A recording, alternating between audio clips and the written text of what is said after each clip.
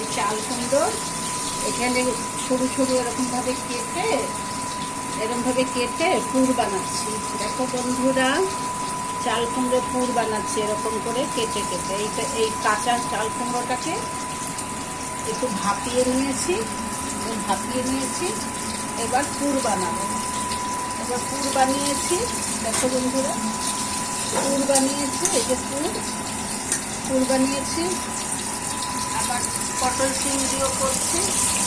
এই পটলের মধ্যেও দিয়ে পুর বানাচ্ছিলাম। এর মধ্যে চিংড়ি মাছ আছে,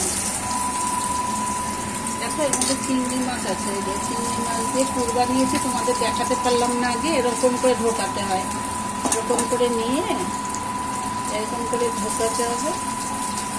এই পুর হলো এই একটা। আবার আরেকটা দেখো, এরকম করে নিয়ে ভেতরে একটুখানি চিংড়ি মাছ দিলাম, একটু সর্ষে দিয়েছি, পোস্ত দিয়েছি, কাজু বাদাম দিয়েছি, একটু মিষ্টি, একটু লঙ্কা সব দিয়ে এরকম পুর বানাচ্ছি। দেখো এইটাও দিচ্ছি। দেখো এই দেখো এরকম করে নিয়ে এরকম করে দিতে হয়। দিয়ে এই বানালাম এটাও দেখো, এই বানালাম। মানে দেখো কি করে ভাজি, দেখো তোমরা।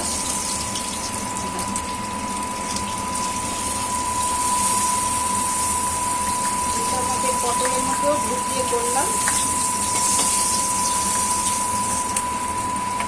এবার এই পুরটা যে করেছি, একটু বেসন গলিয়ে নিয়েছি, গলিয়ে এটার মধ্যে একটু ঢেকে দিতে হবে। ঢেকে দিয়ে ওটা ভাজতে হবে। আবার দেখো এই যে রয়েছে, এটার মধ্যেই ঢেকে দিচ্ছি। অনেকে এটার ভেতরে চুবিয়ে করে, অতটা আমার ভালো লাগে না। দেখো বন্ধুরা,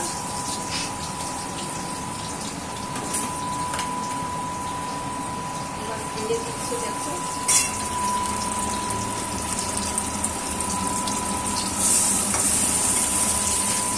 খেতে খুব ভালো। পুর দিয়ে এটার মধ্যে ঢেকে দিয়ে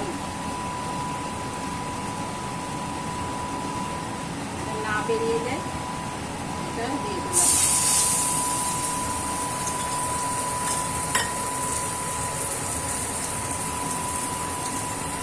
এরকম করেও দেওয়া যায়, লেগে গেল সব।